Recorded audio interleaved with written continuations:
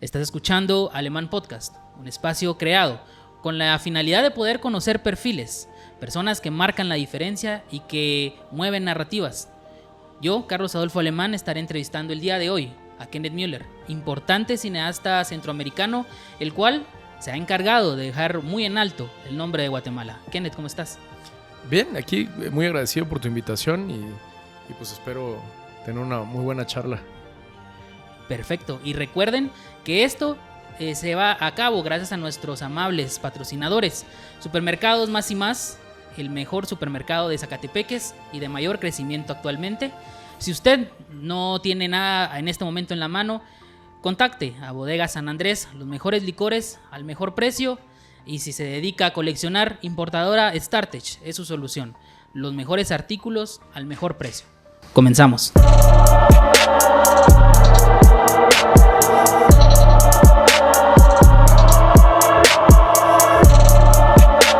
Cineasta, productor y sin duda alguna es un guatemalteco que se siente muy orgulloso de sus raíces. Kenneth Müller, es un gusto recibirte acá en Alemán Podcast para que nos puedas contar hacia toda la población y sobre todo al sector joven que está buscando su pasión, cómo es que se ha logrado un perfil como el tuyo abrirse brecha y lograr dejar una trascendencia importante en el medio cultural guatemalteco. ¿Cómo estás, Kenneth? Muy bien, contento de estar acá, comenzando nuevos proyectos, terminando algunos. Yo creo que una de las cosas más importantes que cualquier persona en cualquier profesión debería de tener, primero la pasión y la vocación por algo que hace, pero también al mismo tiempo entender que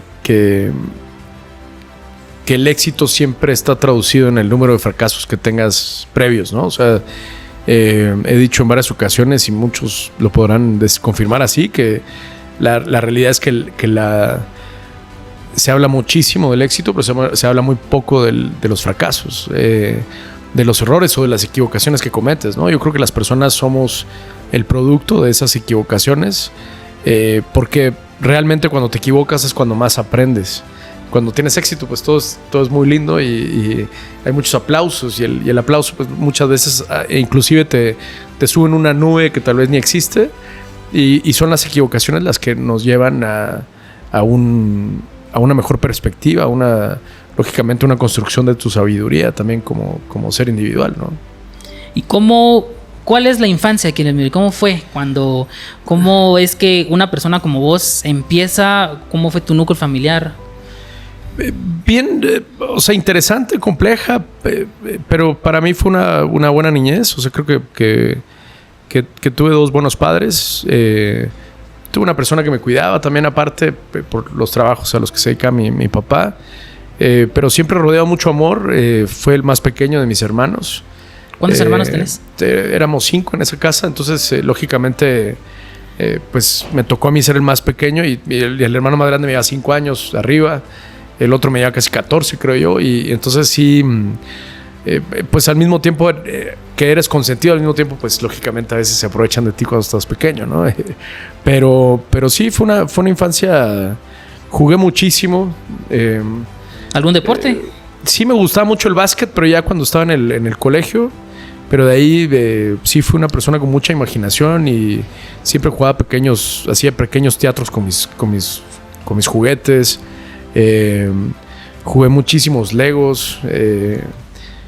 Pasé mucho tiempo jugando con mi hermano que es sordo, que de hecho hoy es 5 de septiembre, ¿no?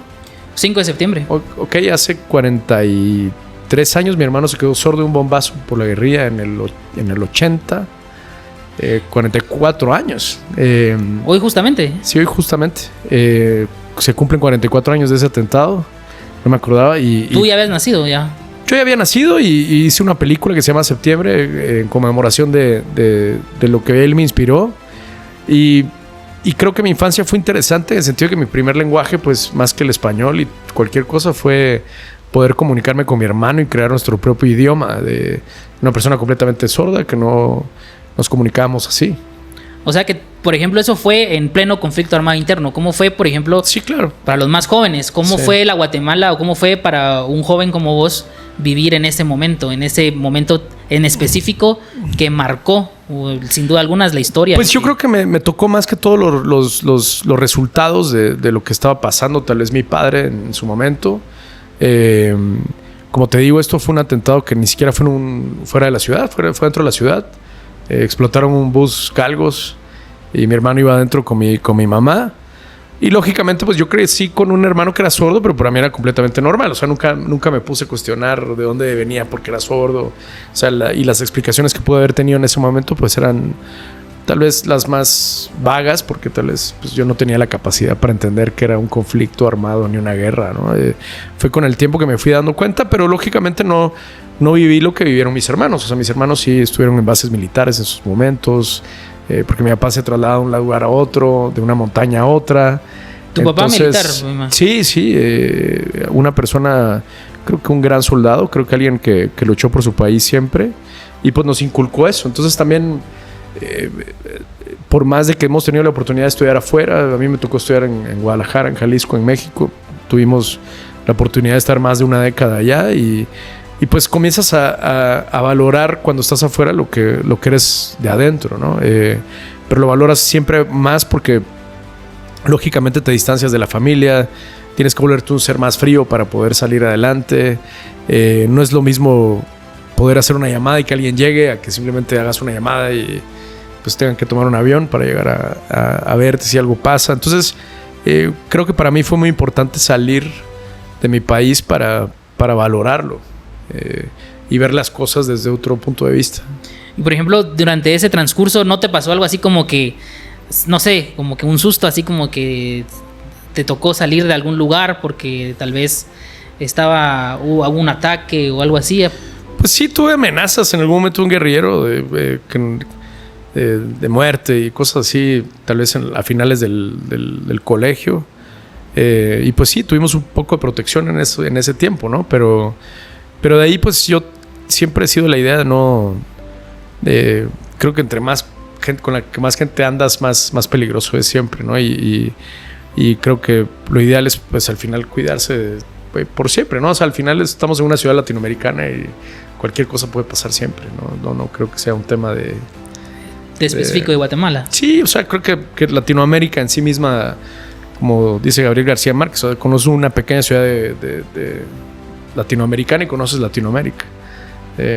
Y me ha tocado estar en ciudades como Lima, como Quito, y pues que no distancian muchísimo de lo que somos tampoco, ¿no? Y por ejemplo, ¿vos crees que eso marcó, o sea, definió al Kenneth Müller de hoy? ¿O crees que independientemente tú ya ibas destinado para esto? Yo creo que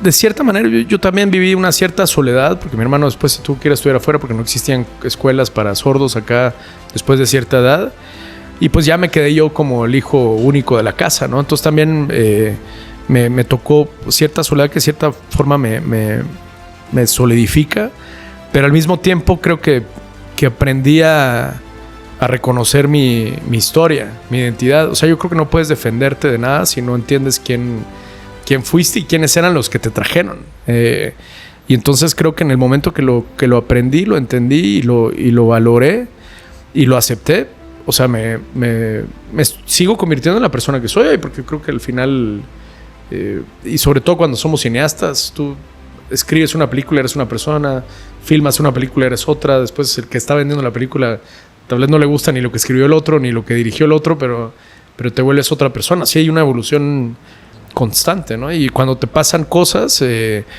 pérdidas o lo que sea, pues también hay un crecimiento personal fuerte.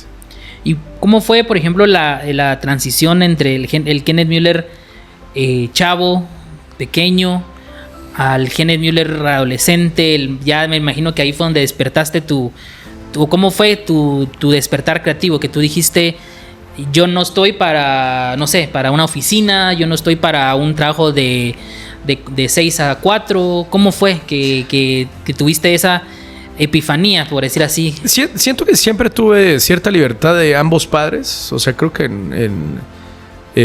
tuve la libertad como para poder entender que me gustaba a mí también. Al mismo tiempo me protegían mucho también, pero siento que en las cosas que yo hacía y en lo que me entretenía, pues siempre tuve mucha libertad, en algún momento muy ingenua, pero siempre tuve libertad.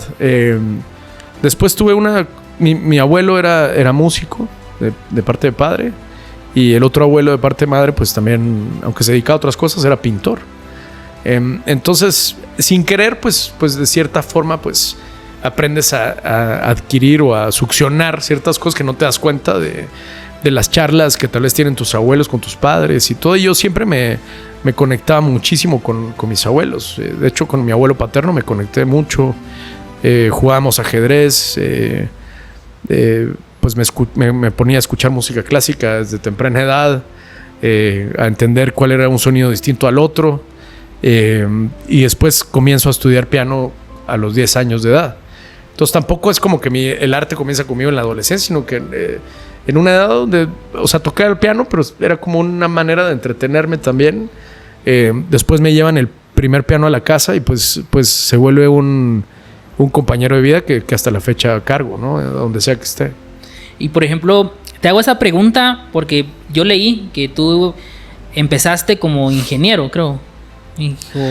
Lo que pasa es que, mira, cuando yo te puedo decir que cualquier niño que estudia música clásica a temprana edad siempre se le facilita mucho los números y ese tipo de cosas, porque es muy matemática la música, ¿no? Y entonces la realidad fue que cuando me iba a graduar, pues no sabía exactamente qué estudiar, y siempre he sido muy, muy retador con lo que se viene en el futuro, y por eso mismo, o sea, busqué la carrera más difícil que existía y tal vez la universidad más difícil que existía respecto a números, y me metí a estudiar ahí. ¿Dónde? ¿En la San Carlos? No, me metí a la Universidad del Valle, de hecho, porque la electrónica en ese lugar era...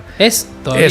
No sé cómo será ahora, pero en ese momento era un reto y era bien divertido porque me fui a topar a muchos genios en una clase que me enseñó mucho, ¿no? A darme cuenta que tal vez no era el más inteligente de la cuadra, ¿no? Y eso siempre es muy interesante. Entonces comienzo a estudiar ingeniería electrónica, me está yendo bien, la verdad es que estaba muy tranquilo. Se me hacía un reto interesante, aparte conocí amigos entrañables, pero siempre existía un vacío que pues el arte a mí me llena muchísimo, ¿no? Entonces, cuando surge la oportunidad de irnos a Guadalajara con otro amigo, pues lo aceptamos y nos fuimos. Y por ejemplo, ¿cómo fue que tú tomaste la decisión? Porque estamos hablando de una universidad privada. Aquí en Guatemala pues no es barato, sí, pero era tu pasión. Sí. O sea, y creo que esto le puede servir a varios jóvenes que tal vez están en busca de esa pasión, sí, y que tal vez no la siguen por pena de que cómo le van a decir a sus papás que eso no es su pasión. O sea, ¿cuál es el consejo? ¿Cómo fue que tú decidiste decirles miren, agradezco el apoyo, pero esto no es lo mío? O sea, yo quiero seguir mi camino. ¿Cómo fue esa decisión? Te seré muy honesto, creo que fue muy pragmático de parte de mi padre decirme que sí. Y ni siquiera porque sabía qué quería estudiar. La verdad es que yo creo que no entendía ni qué estaba estudiando o qué quería estudiar yo afuera. Pero para él era como una manera de salir de la protección, ¿no? Decir, bueno, hay un mundo afuera donde vas a aprender a ser hombre, ¿no? Y a crecer y a responsabilizarte por ti mismo, porque no es lo mismo estar con mamá o con papá cerca que estar solo en un lugar donde... No es que estés desamparado, porque tampoco nadie me dejó desamparado, pero sí te abres a un mundo completamente diferente. Mi mamá honestamente no quería que dejara la ingeniería, se molestó muchísimo. Y creo que lo ha ido entendiendo con el tiempo, ¿no? Pero imagínate, han pasado 19 años desde que me fui a México, ¿no? A estudiar. Y entonces en esos 19 años pues he tenido una trayectoria desde Telehit, MTV, Fox, Disney, Netflix, todo lo que puedas imaginar. Y surgió porque me arriesgué a algo desconocido. Creo que siempre lo digo, la estupidez de la ignorancia es vital para saltar, ¿no? Porque cuando ya sabes muchas cosas, te cuidas. Cuando ya sabes que eso te va a hacer daño, pues no lo haces. Pero es muy diferente cuando estás joven, porque estás en ese momento de libertad donde dices, no, sí voy a hacer esto, y no sabes si te vas a ir a tropezar, pero lo haces. Entonces yo, a lo personal, siempre he soñado muy grande. O sea, siempre digo, voy a llegar ahí y sé cómo llegar ahí. O sea, no sé cómo, pero pero sé que la vida y Dios me van dando las herramientas para crear una persona que llega a ese punto y lo consigue, ¿no? O sea, nunca he fracasado en el camino. Y, por ejemplo, mencionamos piano, mencionamos arte en general, artes plásticas. ¿En qué momento vos descubrís el cine? O sea, ¿en qué momento vos decís, quiero ser cineasta? O sea, ¿cuál fue eso? ¿Viste una película? O no sé, ¿viste cómo fue que explotó eso? La realidad es que mi universidad estaba enfocada en la animación 3D. Era un mundo completamente distinto al mío. Me costaba mucho porque yo no era buen dibujante. Tal vez de niño sí lo había sido, pero ya como que en esa parte mía de esa edad y pues ya no lo era. Y esa parte me costó mucho y por accidente me tocó dirigir un cortometraje dentro de la universidad. ¿Por accidente? Sí, porque no llevé una tarea y al final me dijeron que leyera mi tarea. Pues yo agarré un cuaderno en blanco y me inventé una tarea y el maestro dijo, no, esa idea está increíble y hagámosla, ¿no? Entonces paré siendo yo el director del proyecto y la verdad es que la primera vez que puse la cámara me conecté con la imagen. O sea, el hecho de poner mi ojo adentro de un lente y ¿Cuántos años tenías? 19 años. Sí. Y entonces sí conecto con una parte mía que tal vez sí traía de un bagaje de vida, de mucha historia, ¿no? O sea, creo que mis papás... Es más, yo me voy a morir y puedo seguir contando historias de mi familia. O sea, nunca va a parar. Tengo muchísimas historias y me he dedicado a escucharlos y a valorar ese planeta que tal vez está en sus mentes, pero se trascienden a través de la mía, ¿no? Entonces, ahí conecto con el cine. No era muy cinéfilo, pero sí, curiosamente, cuando tenía infancia, pues me gustaban ciertas películas que después me enteré de que eran de cineastas que me gustaban muchísimo, más grande. Por ejemplo, Abre los ojos de Alejandro Amenábar, me impactó mucho la película. O sea, la vi y dije, ¿qué es esto? ¿No? O sea, qué cosa más rara. Pero en ningún momento me aburrí, sino que me intrigó mucho la película. Veía cosas de Spielberg desde muy niño. Mi abuelo me llevaba al cine, también mi padrino. Entonces me tocó ver Indiana Jones, ¿no? O sea, entonces eran cosas que sí me movían porque yo también era una persona que jugaba mucho. Entonces, hazle cuenta que mi infancia se trasladó a jugar con personas y a poderlas dirigir, que al final es muy similar a jugar de niño, ¿no? ¿Cuál sería el top 5 de películas que Kenneth Miller dice que, por ejemplo, yo que no conozco tanto de cine, me recomendarías? O que dirías, mira, estas... O sea, películas que... yo creo que el tema de perspectivas puede cambiar muchísimo y cambia muchísimo conforme creces. Pero películas que tienes que ver: Ciudadano Kane, de Orson Welles, Psicosis, de Alfred Hitchcock. A mí me gusta muchísimo, bueno, La Naranja Mecánica de Stanley Kubrick. El Padrino, el primero, a mí se me hace alucinante como un director tan joven puede hacerte ver algo tan real, ¿no? O sea, parecía cine neorrealista italiano después de la guerra, y como alguien tan joven, o sea, tal vez yo puedo ver ese tipo de actuaciones hoy y valorarlas, pero en aquel momento pues es muy interesante como alguien tan joven puede dirigir eso. Ya te dije 4, ¿no? 4. Bueno, y de Ridley Scott, Gladiador. O sea, creo que son películas que cualquier persona va a ver y no se va a aburrir y va a conectar con ellas, ¿no? Ahora, en lo personal, tengo una película que se llama On the Edge del director John Carney, irlandés. Me gustan las películas de Steven Spielberg. O sea, me gustó mucho Color Púrpura. Creo que es una de las primeras películas donde él se comienza a explorar ya como un director más serio. Me gusta muchísimo Amores Perros. Creo que nos marcó muchísimo Amores Perros a nivel latinoamericano. Al latinoamericano, y que a mí me tocó llegar a vivir en México cuando este era el boom de los cineastas. Había pasado muy poco tiempo y todavía un Iñárritu comenzaba a explotar en 21 gramos, en Babel. Y me gustó mucho también esa concepción de un cine que exploraba como te digo yo, las vísceras de los seres humanos, ¿no? La catarsis, el caos, el dolor. Porque creo que explorar el dolor es muy complejo y solo puede ser cuando has vivido eso, ¿no? Entonces, por ejemplo, tú sales de tu núcleo de ingeniería a México a estudiar cine.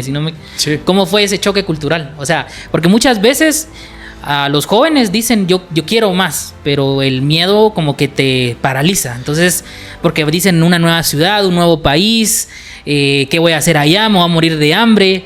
¿Cómo fue que, por ejemplo, tú viviste ese choque entre México, Guatemala, estando chavo y a estudiar? O sea, ¿cómo fue por ejemplo, tu primera noche en México? Pues complejo, porque el mundo de las drogas y de muchas cosas que tal vez en Guatemala en ese momento no se veían tan explícitamente, pues en México ya existía un auge. Entonces era muy impactante para nosotros ver ese tipo de cosas, ¿no? También lo fue el hecho de que la homosexualidad y ese tipo de cosas también estaban a flor de piel. Todos eran o bisexuales o gays, o sea, porque Guadalajara es una ciudad que es muy así. Pero también fue impactante porque no estábamos acostumbrados, ni mi amigo ni yo. Pero después fue hasta muy hermoso porque llegamos a entender también que era algo que pasaba, ¿no? Pero que en aquel era bien curioso porque sí había un choque cultural entre un Guatemala de aquel entonces, y no te estoy hablando de hace muchos años.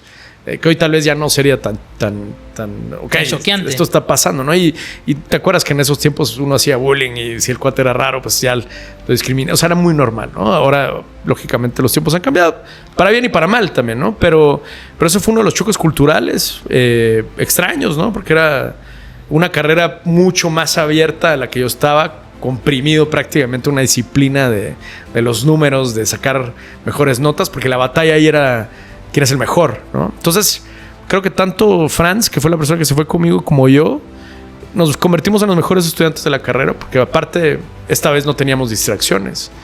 Nos dedicamos a estudiar al 100 y éramos los mejores de la clase, los dos. Nos convertimos en las primeras personas de la universidad en hacer una película. ¿Cómo se llama? 12 segundos. 12 segundos. Y 12 segundos pues paró en Netflix mundialmente, ¿no? Entonces... Y esa película surge en los salones de la universidad, yo molestando a un maestro para que me escribiera un guión, hasta que conseguí que el maestro me escribiera un guión, porque al inicio me miraba como un estudiante, pero gracias a que yo estuve a hacerle cuenta en los pasillos, presionando hasta que comenzamos a escribir una película. Y no sé aún cómo filmamos esa película, porque necesitábamos muchísimo dinero, pero lo conseguimos.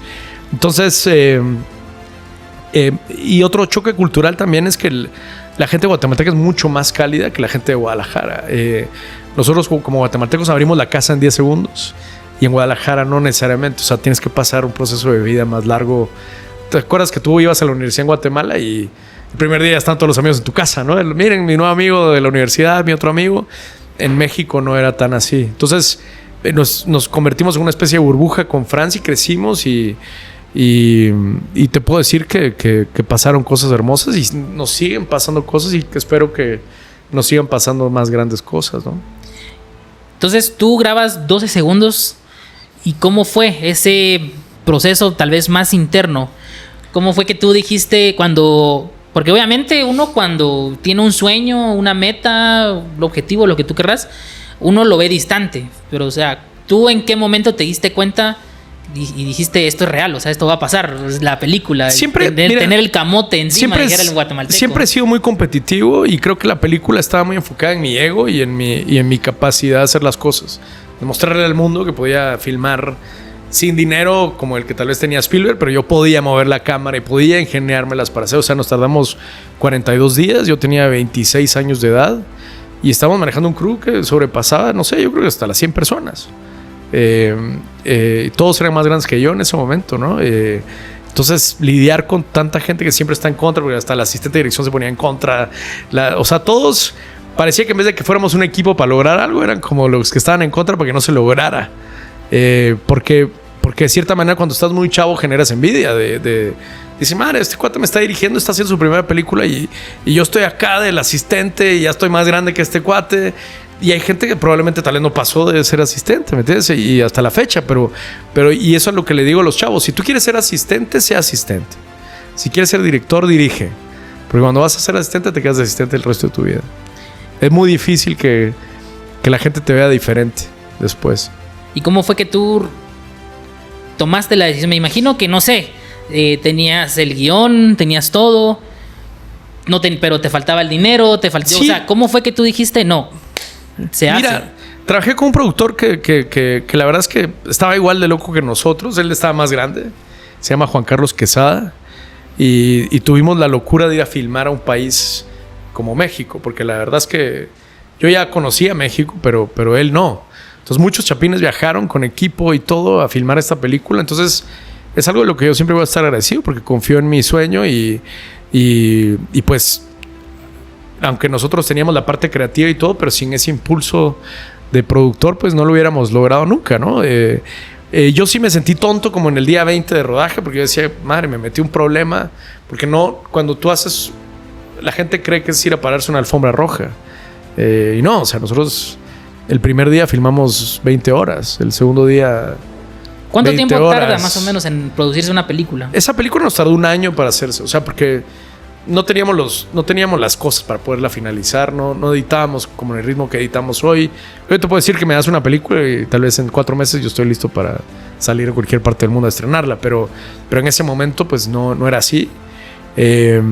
Y pues me tocó luchar, defender lo que yo quería hacer, porque todos estaban, o sea, mi mente estaba como muy por delante de lo que tal vez se podía hacer, y entonces el crew se chocó mucho conmigo y humanamente chocamos mucho, porque mis deseos eran muy, muy, muy altos respecto a lo que los demás tal vez querían o podían, más que querían, porque tal vez todos querían cuando ya vieron la película y cuando logró las cosas que logró, pero antes de eso fue ajetreado, ¿no? Porque fue desgastante. Habían días que comenzaron a llover tanto que se quemaban las luces. Tuvimos que parar. La película se vio muchas veces truncada en que podía ser simplemente un error de haber intentado filmar, pero el motor sigue y la sigues llevando. Y fue entonces cuando mis viajes, pues lógicamente se convirtieron en ir de México, Guatemala, a ver a mi familia y regresar a México. Y esta película fue la que me abrió el mundo, ¿no? O sea, paré en el festival más importante del mundo, que era Cannes, vendiéndole, distribuyendo, jugando en grandes ligas desde la primera vez. Me tocó ver a Leonardo DiCaprio a media cuadra, o sea, entonces, y tener 27, 28 años o menos, y vivir estas cosas, pues es bien choqueante, ¿no? Y después ver la película, y después cuando ya la ves, pues a mí me cuesta mucho ver mis películas, no las amo cuando las veo solo, pero con gente lo detesto, me cuesta, pero siempre están pensadas para la gente. Nunca he pensado una película para mí en solitario, pero curiosamente no me gusta verlas con las personas.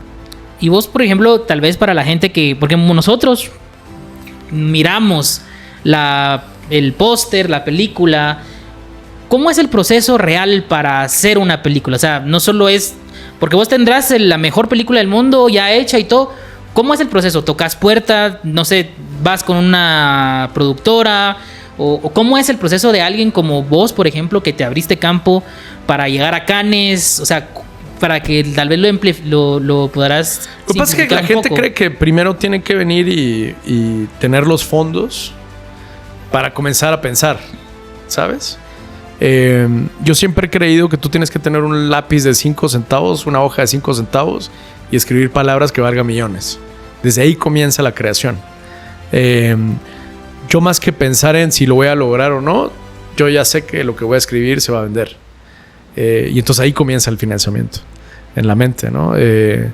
Pero te puedo decir que ahorita alguien viene con una película y te va a decir, no, la verdad es que no sé cómo se va a vender. O sea, no tengo ni idea si alguien la va a querer producir, pero mi vida me ha enseñado que siempre van a saliendo como los caminitos que nos van llegando a algo, ¿no?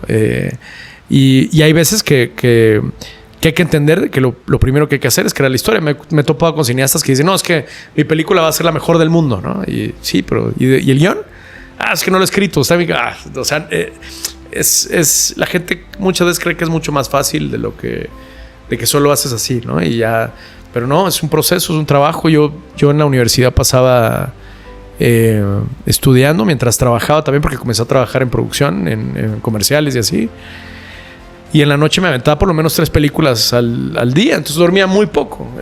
Pero mi bagaje cultural, visual, que tal vez hoy no veo tanto, veo muy poco cine como lo veía antes, pero mi capacidad de retención, y entonces me gusta porque ahora tal vez el lugar de exploración para mí como cineasta es la vida misma. Entonces yo le pongo más atención a la vida que a las películas ahora, ¿no? Porque tal vez mi construcción como cineasta pues la estudié, pero ahora viene un estudio que es mucho más profundo, que fue lo que me pasa en la segunda película, ¿no? En el 2016 hago una película donde mi hermano Leonel había fallecido en junio del 2016 y yo paro filmando en septiembre la película Septiembre. Sobre la vida de mi otro hermano. Entonces mezclé todo un planeta entre mi dolor de mi hermano que había fallecido con lo que yo crecí. Con Raúl Izazo, creo, ¿no? Saúl Izazo, sí. Y ahí entiendo que también como cineasta era una voz.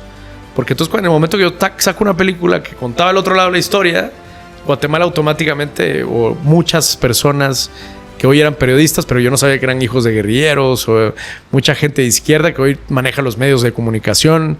Entonces comienzan a tratar de bloquear la película desde decir que la película ya era mala y la película ni siquiera la habían visto. Y hasta la fecha yo hago algo... Es más, hace poco fui al estreno de Experiencen y la gente creía que yo había hecho la película, entonces comienzan a atacarla, pero sin siquiera esperar y sin siquiera saber de quién es y sin siquiera haberla visto. Entonces... me di cuenta que había un lado de la historia que alguien o muchas personas estaban tratando de bloquearla para que el pueblo no lo entendiera. Y entonces ahí fue cuando dije y entendí que lo que yo hacía pues era importante, ¿no? Porque tal vez yo no soy un periodista, pero sí tengo una perspectiva y una visión y conozco las cosas que han pasado, conozco mi país, he viajado por todo el país.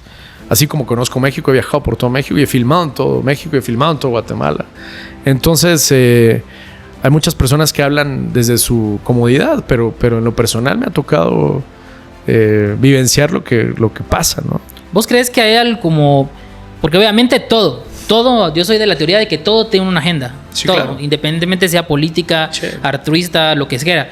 ¿Vos crees que eso te ha limitado? O sea, ¿crees que sí hay como algún tipo de sesgo o conveniencia a cierto tipo de contenido? Lo que pasa es que, mira, hay dos tipos de artistas. O sea, la realidad es esta, ¿no? El que trabaja muchísimo y hace que las cosas pasen, que yo me considero ese tipo de artistas. Y está el que está sentado esperando que el Estado lo mantenga y que le produzca sus películas y que cree que es una obligación que el Estado pague sus películas porque él se sentó en su planeta mental a decir que es cineasta, sin haber estudiado ni siquiera cine muchas veces. Y esa es nuestra Academia de Cine Nacional. O sea, el 80% de todas las personas que están ahí, o sea, nunca han podido hacer una película por sus propios medios, sino que han tenido que buscar financiamiento público y películas que como hoy ves con Milei. O sea, Milei viene y de cierta manera corta los fondos, porque dice, oye, hay películas que llegaron 4 personas y gastamos millones de pesos. Entonces, cierta coherencia, ¿no? O sea, ellos aquí en Guatemala se lucha mucho por la ley de cine. A mí me gustaría más por una ley de inversión del cine que pudiera venirse a filmar acá, porque eso sí genera trabajo. ¿Me explico? Pero si no es como cualquier arquitecto que diga, es que porque soy arquitecto quiero construir un teatro, manténme. O sea, perdóname. Constrúyelo. No, a ver, no funciona así el mundo, ¿no? Entonces, creo que sí viven sobre un piso que no existe. Les encanta estar viajando a festivales, pero que les paguen para que los lleven a festivales. No es porque sacaron de su propio trabajo el pago para ir a un festival. Yo en lo personal, aparte de las veces que me han invitado con mis películas, pero cuando voy, pues yo voy con mis propios medios, pago mi hotel, pago mi comida, y ese tipo de cosas. El cineasta nacional, pues en su mayoría, pues no lo hace, lastimosamente, ¿no? Y yo sí instaría a los chavos que están estudiando cine a que construyan su mundo. ¿Se puede vivir de esto? Sí. ¿He vivido yo de esto durante años? Sí. ¿He producido comerciales? Sí. ¿Me toca viajar por todo el mundo? Sí. ¿Hemos tenido éxito? Pues el tiempo lo dirá, ¿no?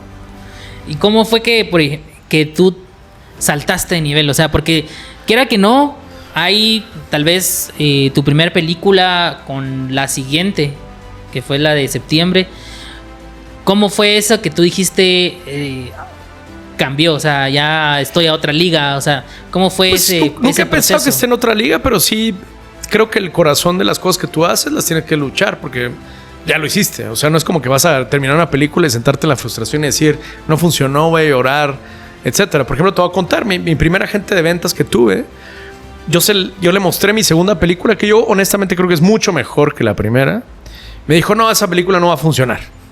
Septiembre, estamos hablando. Sí, entonces yo dije, bueno, tal vez fue un error mío haberla hecho en Guatemala, pero al mismo tiempo dije, bueno, ya la hice, ¿no? O sea, entré de cierta frustración psicológica por un día y al otro día dije, bueno, ahora tengo que ver cómo la vendo, porque si no me la puede vender este cuate, que es el único que conozco, ¿dónde la puedo vender? Ah, pero también tengo el mail del vicepresidente de Netflix porque acabo de ganar un premio Netflix, entonces le voy a escribir y le voy a decir, oye, tengo esta nueva película. Oye, Kenneth, me encanta la peli, ¿se la puedo mostrar a alguien más? Y 2 meses después me llamaron de Los Ángeles para decirme que la querían para Estados Unidos, Latinoamérica y España.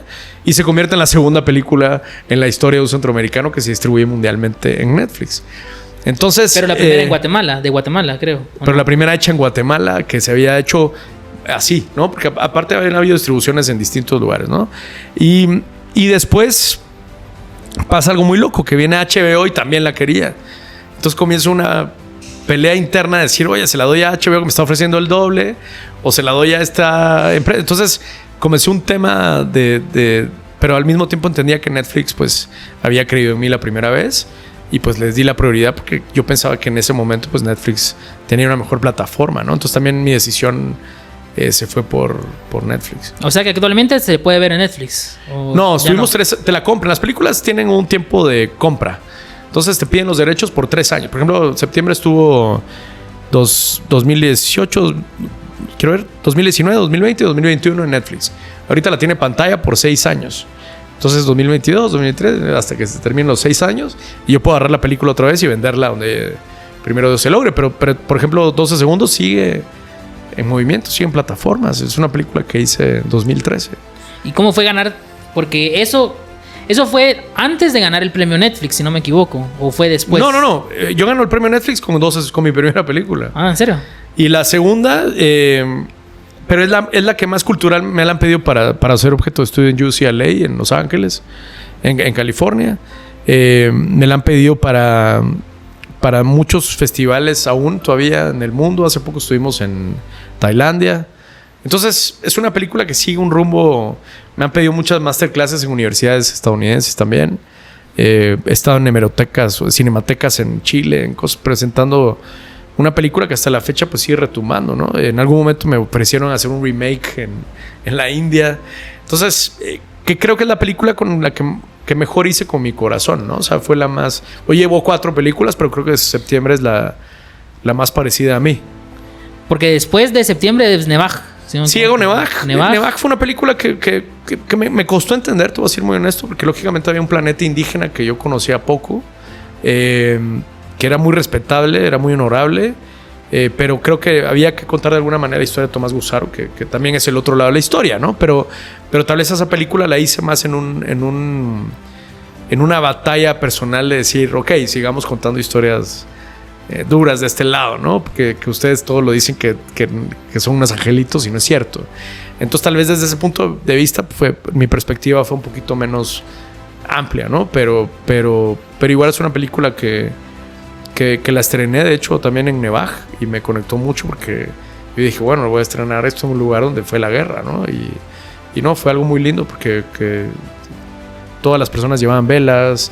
Es un estreno muy, muy extraño que creo que no vives en ninguna otra parte del mundo. No es ni Venecia ni Cannes, pero era Nevaj, ¿no? Entonces me gustó. Y después hago Gol de Plata, que es la historia de Juan Carlos Plata. Siempre quise hacer una película de algún personaje rojo crema.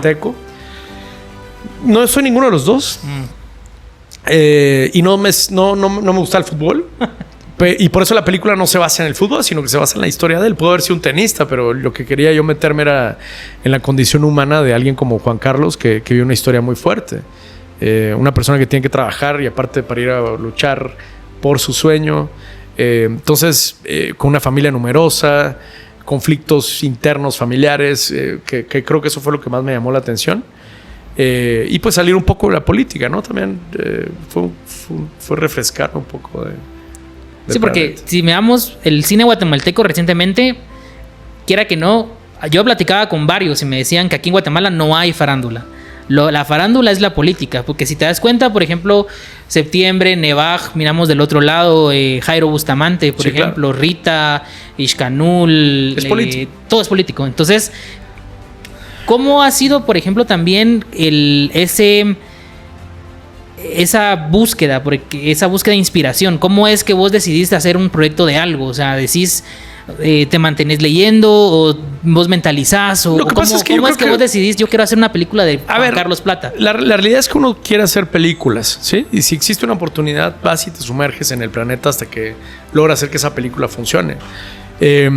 Pero lógicamente el problema de nuestros países es que nuestra turbulencia, si tú te vas al resto de Latinoamérica, no hablo solo de Guatemala, siempre son temas completamente sociales, porque siempre es una búsqueda a criticar lo que nos pasa y hacer un espejo de quiénes somos como sociedad y de lo malo que lo hacemos. Y a veces gente que te decepciona también, que también está ahí, que tal vez creías en ella. Y que hablo de los políticos, ¿no? Los políticos son ese, no sé, yo los llamo como esos psicópatas extraños que vale madre siempre y cuando lo que ellos crean les puede funcionar, ¿no? Hay muy pocos que de cierta manera han hecho cosas muy diferentes. Pero sí siento que nuestros países lastimosamente se sumergen en eso. También hay mucho resentimiento. Yo sé que cuando uno dice la palabra resentimiento, dice, es que me estás atacando. No es que lo está atacando, pero siento que hemos sido muy oprimidos. Sí hay monopolios, sí hay empresas que son muy oligarcas, si lo quieres ver así, donde pues es difícil que otras empresas más grandes pues entren, pero ellos lo que quieren es cuidar su territorio. Pero tal vez las personas que comenzaron esas empresas sí tenían este valor por su país y todo, pero hoy son hijos de gente hijos de alguien que tal vez pensaba en algo, pero hoy se fueron a estudiar a no sé dónde, y entonces ya regresan con otra mentalidad y lo que menos les interesa el país. Es más, con que reciban regalías están bien, pero no lógicamente no hay una lucha enraizada, ¿no? Entonces Guatemala también tiene esa derecha que lucha, pero no lucha por un cambio real para el país, para mejoras, sino para sostener al país como está, porque así les funciona, porque así generan dinero. Eso es una realidad. Ahora, creo que sí hay una derecha de esa gente nueva, de esos empresarios nuevos que comienzan a surgir, que son emprendedores y que quieren un mejor país para sus hijos, ¿no? Pero creo que esa es la ley de la vida, es el círculo, ¿no? Cíclico. Y por ejemplo, vos mirás, actualmente el cine guatemalteco como que no tiene tantas muestras, digámoslo así. Mirás, desde yo recuerdo, el primero, pues creo que la primera película fue el Sombrerón, creo que estaba leyendo. Después como que se abandona un poco por obviamente la situación nacional. Después vuelve a surgir con, ponete, VIP, la casa de enfrente. Después viene Puro Mula. O sea, ¿vos cómo mirás actualmente la situación del cine guatemalteco? ¿Vos crees que por ejemplo, para los jóvenes que sueñan con estar en tu silla algún día, ¿crees que hay las posibilidades o crees que sí es posible hacerlas? Sí, o sea, yo en lo personal nunca he necesitado el Estado para hacer una película. Nunca. Si mucho me prestaron una orquesta sinfónica en Zapopan, en México, para orquestar mi primera película, ¿no? Y pues fue algo muy hermoso y que a ellos les funcionaba porque fue un intercambio, ¿no? De que los niños eran niños que estaban dentro de una sinfónica, entonces nos sirvió, ¿verdad? Pero el problema es ese, que yo, por ejemplo, tengo mi ritmo de hacer películas entre 2 a 4 años. Ese es mi ritmo normal. ¿Actualmente estás haciendo algo? Sí, estoy escribiendo y estoy comenzando a pensar en un proyecto fuerte que quiero hacer, internacional, ¿verdad? Pero ¿con lo que historia guatemalteca o...? No, afuera. Afuera. Sí, algo fuerte afuera, sí. Pero lo más interesante es que el problema es que como todos están a la espera, por ejemplo, ahorita todos esperaban que el gobierno les iba a dar, no sé, millones de dólares para hacer películas, pues. Entonces por eso es que no ven ninguna película, porque todos están esperando a que en algún momento el presidente les dé dinero para hacer una película. Eso no va a pasar. Hay cosas más importantes en el país. Y ellos creyeron que apoyando una causa de izquierda, pues les iban a dar dinero para hacer películas. Pero el problema es que Guatemala, y aparte nos acaban de endeudar más. Entonces me hace loquísimo que nos metamos a hacer películas de 10 millones y 20 millones de quetzales, ¿no? Vos mencionaste el tema político y te hago la pregunta, ¿te llamaría la atención, por ejemplo, hacer alguna tipo de Darkest Hour, así como una biopic de algún político o...? Yo siento que, mira, a ver, o sea, a mí me encanta la política desde el punto de vista del circo, ¿no? Porque es un circo. Al final, uno cree que... A mí me da risa llegar a un lugar y sentarme a conversar con gente porque vi un video y entonces ya ese video es realidad, ¿no? O alguien porque tal y tal que congenio con él dice algo, entonces es una verdad. O sea, nadie está en la capacidad De decir la verdad. no, absoluta. pero más que decir la verdad, de argumentar, de decir, ok, voy a buscar, ¿no? Entonces también... Y hay otro problema, es que hay muy poca definición de entender qué es una derecha, qué es una izquierda. Hay muchos entendimientos donde no se sabe si eso existe o no existe, y tal vez es un nacionalismo con un globalismo. O sea, hay muchas maneras hoy, o los libertarios, hay muchos puntos de vista que yo creo que Guatemala, como es un mix, un chirmol de ideologías, todavía no se entiende, ¿no? Porque está la gente que se quedó trabada con el conflicto armado, pero también están, o sea, como un Sarti, ¿no? Este escritor, el de la fría del libro, ¿no? Que tú lo lees en Twitter y es un cuate que está completamente sesgado y perdido en el abismo de su cerebro, porque él ya no entiende el nuevo mundo, ¿no? O sea, él quisiera que el mundo fuera como con lo que él pensó alguna vez, pero basta con ir a ver su vida y ver que él, en el momento que él quiso ser guerrillero, se asustó y abandonó a sus amigos, y entonces hay una frustración. Y esa frustración la lleva al presente, ¿no? Entonces así vas a ver a muchos personajes guatemaltecos que siguen esa carne de frustración, pero también le hace mucho daño al país, ¿no? Si hoy tuvieras la oportunidad, ¿de qué personaje te gustaría hacer una película? No, siento que no me he conectado con algo en este momento que me diga, ok, quiero hacer una película sobre esta persona, ¿no? O sea, creo que me gusta más como el hecho de mezclar cosas de mi vida con esa persona con la que tal vez me identifico, ¿no? O sea, jamás haría una película de un Yamatei, se me hace un desastre el presidente. Y también, pero sí es bien curioso ver cómo esta relación es un Miguelito con un Yamatei, es una relación muy extraña, ¿no? Como también la que existió con Roxana y Otto Pérez. Y Otto Pérez, o sea, hay una relación entre el sexo y el poder, ¿no? Que te aseguro que en el gobierno de hoy también existe, ¿no? O sea, hoy lo ves con este personaje que suele decir que se enamoró de su chava, pero que ahí fue que la contrató. O sea, todo ese tipo de cosas pues siguen existiendo. El poder, decía Nixon, que era el mejor afrodisíaco del mundo, ¿no? Más que el chocolate y más que el dinero. Más que el marisco. Sí, entonces ese tipo de cosas me interesan, porque se me hace loquísimo y lo puedes ver en los imperios también, donde la mujer pues puede cambiar, puede generar guerras, o sea, como estas parejas de cierta forma, lo ves en Napoleón también, ¿no? O sea, es muy interesante, eso me gusta, porque es meterme, más que decir, es que lo va a ir un presidente, o sea, perdóname, pero yo veo a Arévalo y lo grabo y pues no es nada interesante, es un burócrata que sigue siendo burócrata y que va a culminar la presidencia siendo un burócrata. Una película de La Línea, por ejemplo. No es nada interesante, ¿me entiendes? Sí, o sea, por ejemplo, bueno, pero hablo de La Línea, cuando hicieron esta película que fue a Berlín, que era las prostitutas. Las estrellas de La Línea. Las estrellas, sí. Eso es muy interesante. O sea, eso tiene terrible, mucho más. Esa película, o sea, pero terrible porque te. Sí, pero eso es mucho más interesante que un presidente como Bernardo, pues. O sea, Bernardo a mí no me mueve nada, pues. O sea, entonces no me veo haciendo una película sobre eso. Y durante toda tu trayectoria, ¿has tenido algún tipo de... o cuál ha sido tu prueba más grande hasta el momento? ¿Cuál ha sido ese momento que vos decís, ¿será que tomé la decisión correcta? ¿O que sentís que no avanzás? ¿O que...? Mi persona... O sea, mi persona es tal vez la batalla más fuerte que yo tengo adentro, porque es saber si continúo o me detengo, ¿no? O sea, creo que el obstáculo más grande soy yo. O sea, no veo otro obstáculo. ¿Y cómo enfrentás cómo te enfrentás a ti mismo?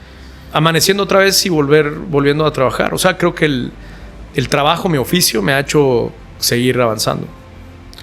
Para vos, en tu experiencia, ¿qué crees que es lo que le hace falta a Guatemala? ¿O qué crees cuál sea uno de los detonantes que por qué no hay tanto cine, por ejemplo? Por lo mismo, porque todos están esperando que los mantengan, entonces nunca va a haber cine así.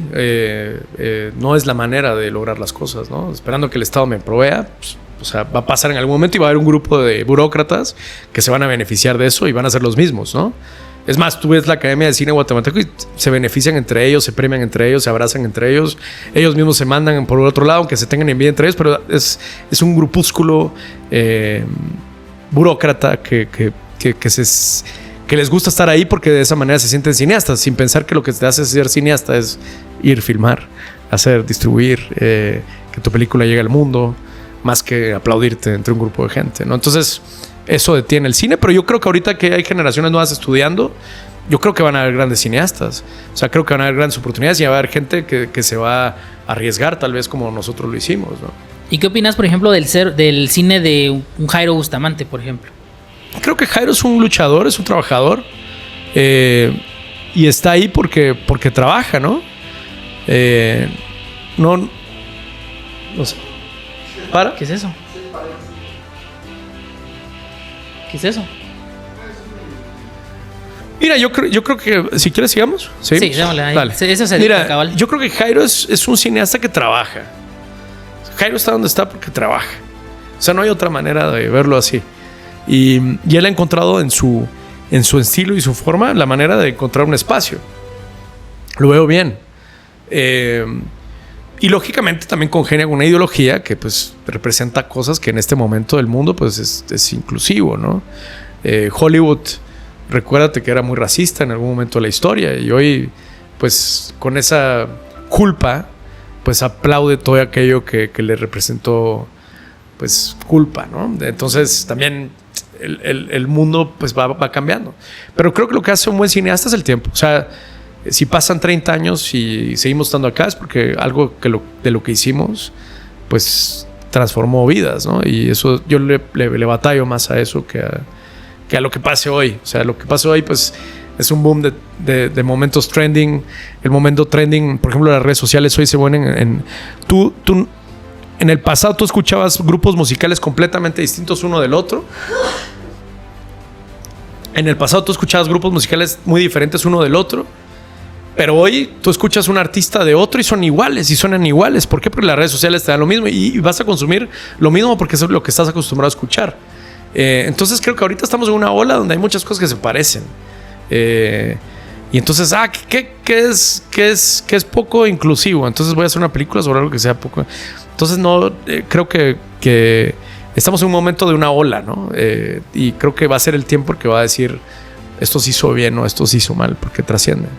Y hablando de trascender, ¿cuál es el futuro de Kenneth Miller? ¿Cómo te ves a vos proyectado en 5 o 10 años? No, o sea, yo sí quiero nominarme al Oscar en algún momento, que me nomine, sí. Es un sueño personal, pero aparte, pero más que el premio, creo que el hecho de poder llevar mi sangre, mi país, mis entrañas a que el mundo sepa de lo que somos capaces y podemos lograr, ¿no? Pero al final no es lo más importante para mí. O sea, si me preguntas, creo que tengo una realización también familiar o personal. Tengo una realización de saber que hice algo por mi país también, que no necesariamente tiene que ser con el cine, pero si el cine es una gran plataforma para hacerlo, ¿por qué no? Y de ahí pues simplemente me dejo llevar por lo que se va construyendo en mi vida, pero trato de controlar lo más que pueda del futuro.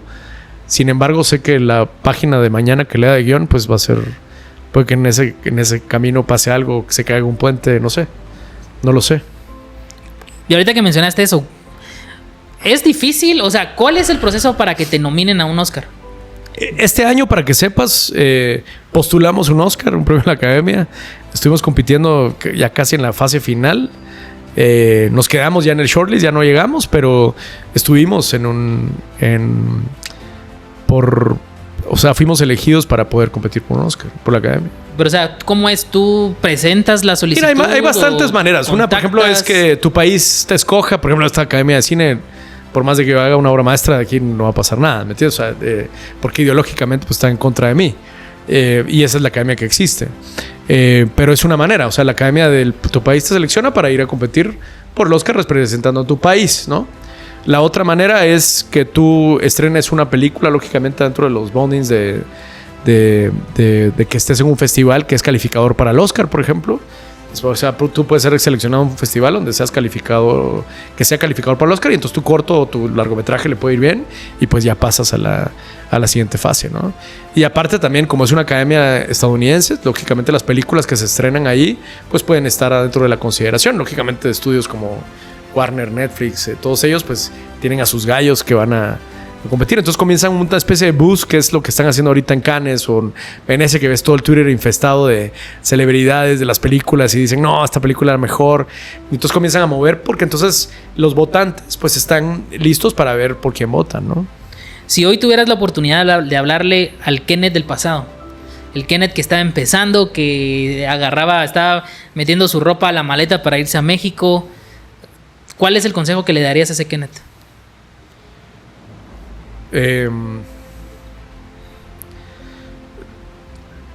No sé, porque siento que si ese Kenneth hubiera sido diferente, no hubiera llegado acá.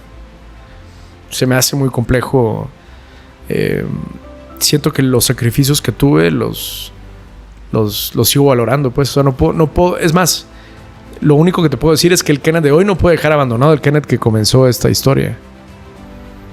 Y para el joven que tiene esa ambición, ¿vos qué le dirías? Que no sabe que, como vos bien dijiste, muchas veces se tiene la idea de que necesitas plata para empezar o que necesitas un cierto apoyo. ¿Vos qué le dirías a ese joven que quiere? Que crea en lo que él escribe, que crea en lo que él hace, pero también para ser alguien tienes que cultivarte y tienes que ver, tienes que sentir, tienes que vivir. Tú no puedes contar una historia de una granja si nunca has estado en una granja. Eso es imposible. Por más de que tal vez lo puedas ver en una película, puedas ver una vaquita dentro de la granja y todo, pero es muy diferente el olor, las cosas que pasan. No es lo mismo el olor a la leche de las vacas ahí que verlo a través de una pantalla, el respirar del viento. O sea, son cosas que aprendes cuando estás en esos lugares. Cuando no. Y de la misma manera pasa cuando estás sentado en un metro. No vas a contar una historia de un metro y nunca has estado en un metro de ninguna ciudad.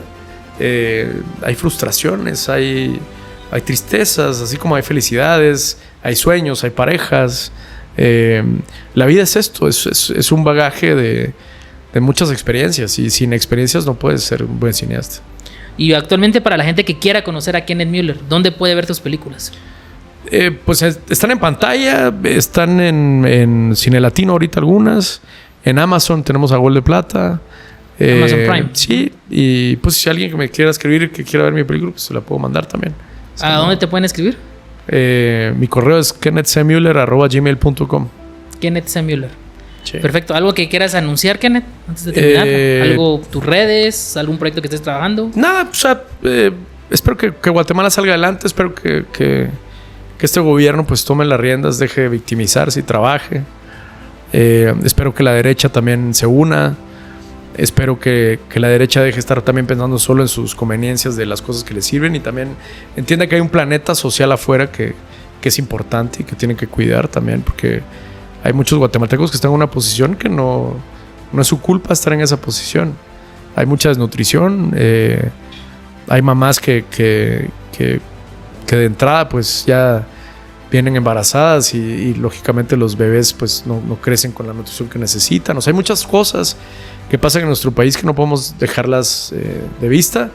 Tampoco podemos esperar que personas como nosotros, que somos alfiles, digamos, de trabajo, de que nos atrevemos a pararnos aquí y decir lo que se nos da la gana, tampoco pueden recaer sobre nosotros, porque también lo hacen así, ¿no? O sea, las grandes élites también, que lo diga él y yo aquí escondidito detrás de mi casa. Creo que eso también es uno de los problemas por los cuales estamos perdiendo Guatemala, ¿no? Porque hay demasiada cobardía y demasiado miedo, y ojalá que tengan la valentía de ser los hombres que merece este país. Me gusta. Bueno, pues muchas gracias, Kenneth, Dale. por tu tiempo. Kenneth Miller, cineasta, productor guatemalteco, de los pocos que ha logrado trascender las fronteras, y para mí ha sido un gusto y un verdadero placer. Y toda la gente, si les ha gustado el programa, por favor, suscríbanse, compartan y comenten. Y nuevamente, no nos podemos despedir sin agradecer a nuestros patrocinadores: Supermercados Más y Más, el mejor supermercado de Zacatepeques, Bodega San Andrés e Importadora Startech. Búsquelo y verá que no se va a arrepentir. Mi nombre ha sido Carlos Alemán. Para mí ha sido un gusto poderse acompañarlos el día de hoy. Nos vemos pronto.